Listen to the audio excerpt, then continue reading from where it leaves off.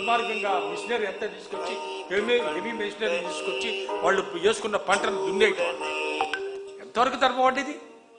ఆటవిక రాజ్యంలో ఉన్నామా మనం? ప్రజాస్వామ్య దేశంలో ఉన్నామా మనం?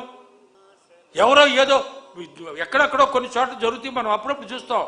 గుండాగిరి దాదాగిరి చేస్తుంటే ఏ టౌన్లోనో ఇల్లు ఆక్యుపై చేసి ఇంకోటి వీళ్ళందరూ తీసుకెళ్లి శని ఆదివారాలు తీసుకెళ్లి సామాను బయటేస్తారు. ఆ విధంగా మీరు చేయాల్సిన అవసరం ఉందా ప్రభుత్వం ఇవాళ?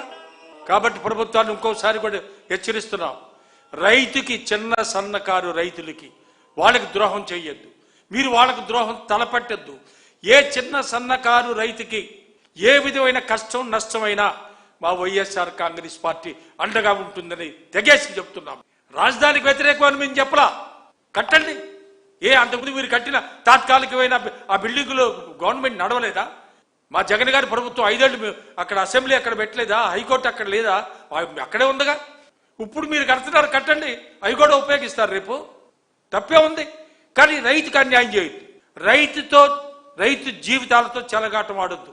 రాష్ట్రం యావత్తు ధరలు లేక కొనే నాదులు లేక పంటలు పారబోసుకునే స్థితిలో ఇవాళ రైతున్నారు ఆంధ్ర రాష్ట్రంలో.